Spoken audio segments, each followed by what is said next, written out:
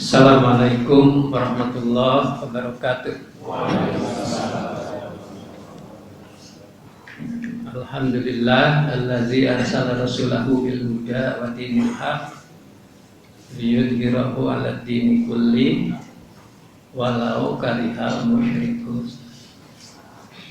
Asyhadu an la ilaha illallah wahdahu la syarikalah wa asyhadu anna Muhammadan abduhu wa rasuluh. Allahumma shalli ala Muhammadin Rasulillah wa ala alihi wa ashabihi wa mawalah.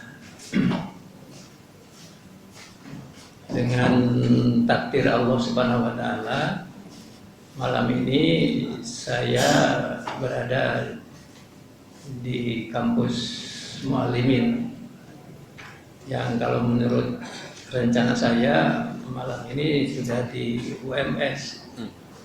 Karena ditangkap oleh Ramanda Wahid, dicegat, katanya di sini aja dulu.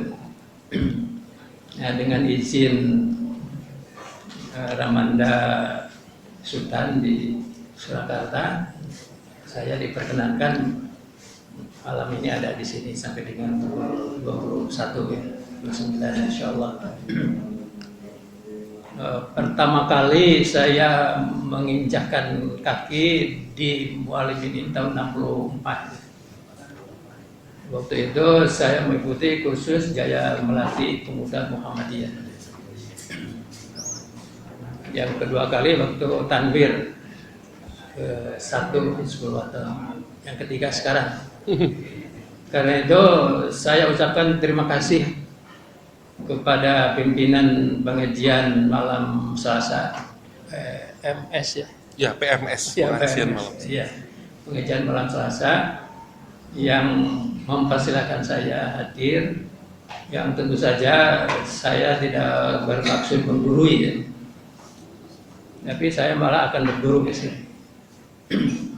Namun apa boleh buat, saya akan mengupayakan sesuatu yang diminta, garis-garis besarnya. Jadi disebut saya tinggal di Tasikmalaya, orang kampung bukan orang hutan. Yang setiap bulan paling lambat saya datang ke sini karena saya berkewajiban berkantor gitu di gedung dakwah. Jadi kami diamanati oleh PP Muhammadiyah supaya mengisi gedung dakwah itu berdua dengan Tapak Suci Putra Muhammadiyah.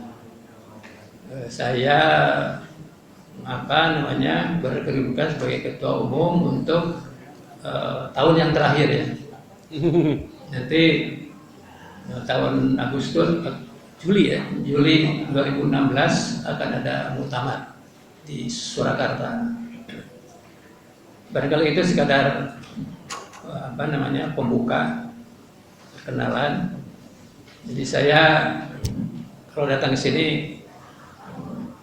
nginapnya di kantor karena itu gelarnya doktor, mondok di kantor.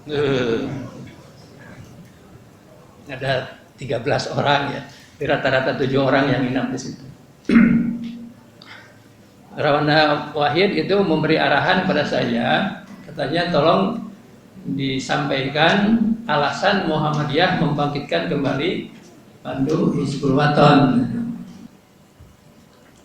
Yang pertama, ini pelaksanaan dari keputusan Tanwir Muhammadiyah tahun 1998 di Semarang. Yang keputusannya diantaranya Hizbul Wathan harus dibangkitkan lagi di lingkungan Muhammadiyah. Yang kedua, IRM harus kembali ke IPM. Di antaranya yang mengenai ortom itu. Itu alasan pertama. Karena keputusan Tanwir itu namanya keputusan persyarikatan yang sudah ditanfir dan hukumnya wajib fardu ain, fardu organisasi. Itu alasan pertama. Yang kedua, katanya Muhammadiyah kekurangan kader ideologis praktis yang banyak itu katanya kader pragmatis karena menjabat aktif di Muhammadiyah, kemudian pensiun hilang dari Muhammadiyah, malah ada yang tidak menghidupi Muhammadiyah. Ini ungkapan salah seorang ketua majelis tabligh waktu diskusi di Masjid Taqwa di Jakarta tempoh hari, dan almarhum sekarang. Kemudian 39 tahun Muhammadiyah kehilangan wadah pendidikan di luar rumah dan di luar sekolah, yang biasa disebut pendidikan non formal. Jadi 39 tahun itu sejak tahun 61, karena ada keputusan Presiden nomor 238 tahun 61 bahwa semua pandu harus meleburkan diri ke dalam wadah yang dinamakan pramuka. Waktu ditanya Bung Karno apa pramuka, pionir. Kemudian diluruskan kalau istilah orang Sunda dilelempeng gitu ya. Itu jadi pramuka itu gerakan kepanduan Praja Muda Karana. Tapi sekarang kembali lagi dalam undang-undang tentang pramuka itu organisasi ini bernama Pramuka. Tidak ada lagi kepanduannya. Kemudian yang keempat, Muhammadiyah memandang bahwa kepanduan Hizbul Waton merupakan salah satu wadah pembinaan kader persyarikatan yang efektif. Salah satu ya, karena salah banyak ada. Perkaderan di Muhammadiyah itu lembaganya banyak, tapi Hizbul Waton disebutkan salah satu wadah perkaderan yang efektif. Nah itu waktu diskusi di Jakarta itu pakai praktis karena efektifnya itu. Ya, nanti akan kita lihat mengapa demikian. Ya karena Hizbul Waton itu ini teori satu, prakteknya banyak. Ngomongnya sekali, ya, mungkin perbuatannya banyak. Ya. Dan dalil itu langsung dipraktikkan. Sikapnya juga sami'na wa ata'na. Tapi masih ada yang sami'na wa asoina. Kalau sami'na wa ata'na itu merujuk kepada Al-Quran surat 24 ayat 51 dan 52. Kalau sami'na wa asoina merujuk kepada surat 2 ayat 93. Wa idh akhadna a'udzu billahi minasyaitonir rajim wa idh akhadna mitsaqakum wa rafa'na fawqakum ad-dur khuzu ma atainakum biquwwatin wasma'u qalu sami'na wa asoina.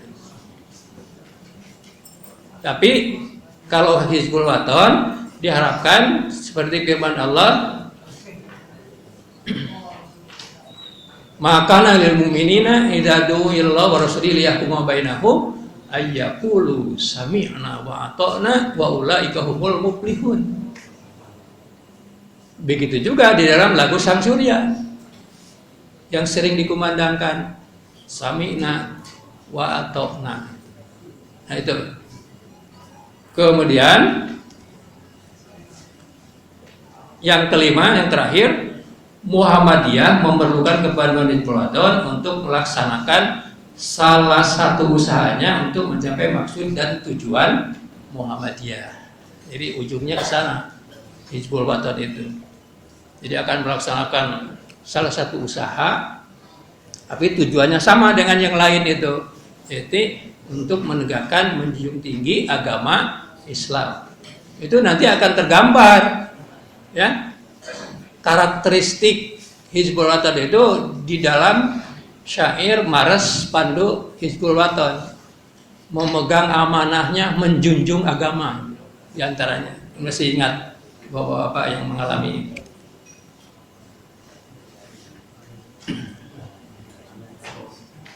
Itu yang saya temukan tentang alasan mengapa Pandu HW dibangkitkan kembali. Nah, ini reng-rengan Pandu Hizbul Waton yang ikut dalam kebangkitan kembali, ya, deklarasi kebangkitan kembali gerakan kepanduan Hizbul Waton. Ini ada dulu Mendiknas Pak Yahya Muhaimin, Ini Pak Hari Sabarno, ini Bapak Reformasi, Pak Amin Rais. Kemudian ini mantan Kepala BIN. Kemudian Ramanda Muhdi. Kemudian Ramanda Muhlas. Ini yang paling depan ya. Yang di belakang tidak saya sebut.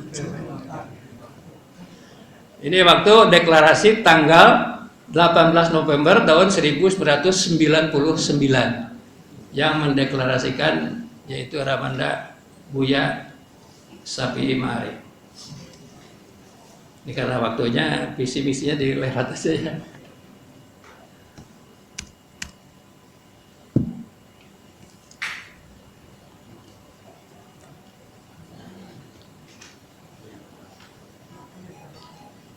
Kalau tidak ada waktu nanti itu kan.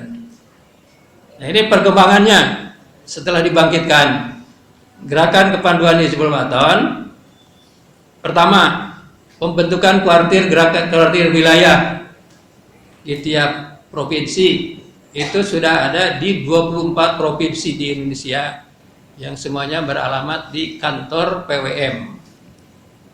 Kemudian kuartir daerah itu sudah ada di setiap kabupaten di 24 provinsi di Indonesia yang beralamat di kantor PDM.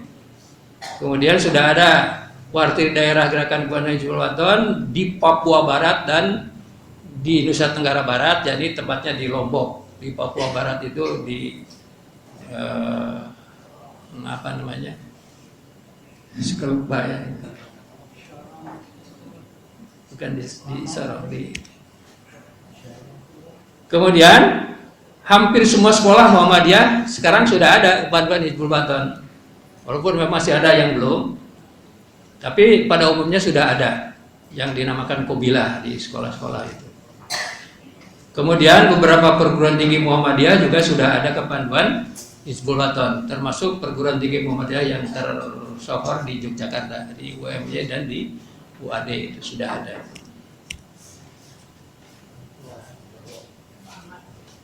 Ini pasti dikenal ya ini. Rombongan drum band Pandu Hizbul Wathon dari Blawong yang turut meramaikan sosialisasi Pandu Hizbul Wathon tahun 2000 di Jakarta ya, di Senayan tempo hari. Kemudian ikut juga waktu tanwir di sini. Ini masih kuat ya. Ini semua ulama ya. Ya ini usia lanjut masih aktif ya. Usia lanjut masih. Saya ulama Jawa Barat kata Pak Dahlan Rais. Nah ini pasukan drum band dari Jember yang pernah memeriahkan Muktamar Muhammadiyah ke-46. Masih eksis. Nah, sini aja dulu. Ciri-ciri kader ideologis praktis. Cirinya, saya mengambil dari keputusan Kongres Muhammadiyah ke-25 yang terlaksana tahun 1936 di Batawi. Ini namanya masih Kongres. Yaitu pada waktu Muhammadiyah berumur 1/4 abad. Begini katanya. Menjadi seorang pandu Hizbul Wathon itu harus sanggup. Ini barangkali kalau dulu namanya doktrin ya. Jadi diberi arahan, didikan bahwa anggota pandu Hizbul Wathon itu harus sanggup pertama membuang kelakuan buruk yang sudah-sudah. Jadi kalau pernah berbuat, karena tidak mustahil ya, kita ini berbuat kesalahan gitu, berbuat salah, karena ada pepatah juga kan, al-insan mahalul hatawan nisyan. Nah, kalau pernah berbuat itu jangan diulangi lagi. Sudah berhenti saja katanya. Rujukannya lihat surat Al-Furqan ayat 75 kalau tidak salah. A'udzubillahi minasyaitonirrajim. Wallazina idza fa'alu fahisyatan dzalamu walladzina la yad'una ma'allahi ilahan akhar wala yaqtuluna nafsal lati haramallahu illa bil haqqi wala yaznun wa may yaf'al dzalika yalqa asama yudha'af lahul adzabu yaumal qiyamati wa yakhud bihi muhana illa man taba wa amana wa amila sholihan wa ulaika yubadilullahu sayyi'atihim hasanat dan seterusnya. Wa kanallahu maaf, saya juga sudah termasuk pelupa. Walaupun lupa itu nikmat.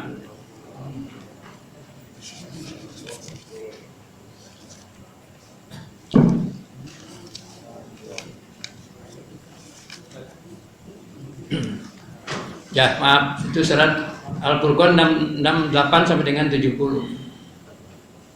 Itu satu itu yang harus ditanamkan ke dalam diri anggota pandu Hizbul Waton. Yang kedua, menjadi orang solih itu harus sanggup. Menjadi orang solih itu karena dinyatakan oleh Allah Subhanahu Wa Taala, innal ardo yarisuha ibadiyas solihun. Sesungguhnya yang mewarisi dunia ini orang-orang solih. Itu termaktub dalam surat Al-Anbiya ayat 105 tidak salah. Jadi kita kalau ingin menguasai dunia ini harus menjadi orang solih. Ciri orang solih kata Buya Hamka diantaranya tauhid, iman dan amal solih dan yad'una ilal khair ya'muruna bil ma'ruf wa yanhauna anil munkar. Kalau itu berhenti, diganti nanti oleh umat lain. Kata Allah di dalam surat 47 ayat 38. Kalau kalian itu tidak mau katanya mendekat kepada Allah, kemudian tidak mau juga melaksanakan dakwah amar ma'ruf nahi munkar, dengan kata lain berjuang, bagaimana? Kata Allah, wa in tatawallau yastabdil qauman ghairukum summa la yakunu amsalakum.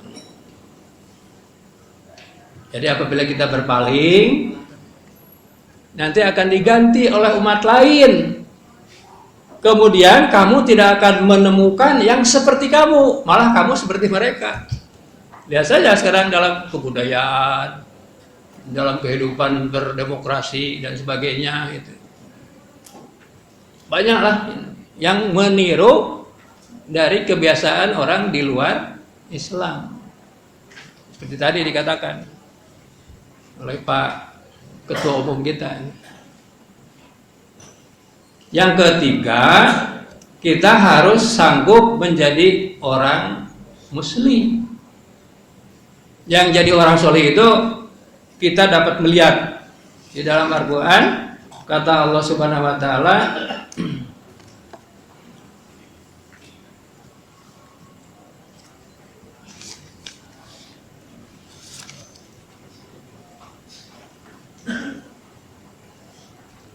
yang soleh itu dapat dilihat di dalam surat Al-Quran surat 16 ayat 97 rujukannya. Man amila sholihan min zakarin aw unsa wa huwa mu'minun fala nuhyiyannahu hayatan thayyibatan wa lanajziyannahum ajrahum bima kanu ya'malun. Itu ganjaran bagi orang yang soleh, baik laki-laki maupun perempuan. Kemudian kita juga harus sanggup katanya di Hizbul Waton itu menjadi orang muslim. Ini dapat kita rujukan kepada Al-Quran surat 8 ayat 1. Yas'alunaka 'anil anfal qulil anfalu lillahi war rasul fattaqullaha wa aslihu dzata bainikum. Sehingga ada ancang-ancang dari Rasulullah kalau orang bertengkar kan jangan lebih dari 3 hari katanya. Sekarang banyak yang bertahun-tahun bertengkar berselisih itu. Kemana kan Islamnya? Mungkin itu sudah terkena kepada peringatan Rasulullah yang saya alaikum zamanun la yabqul Quran illa ismuhu walal Islam illa ismuhu. Yang Islam orang Islamnya jauh dari Islam katanya. yang bertengkar lebih dari 3 hari.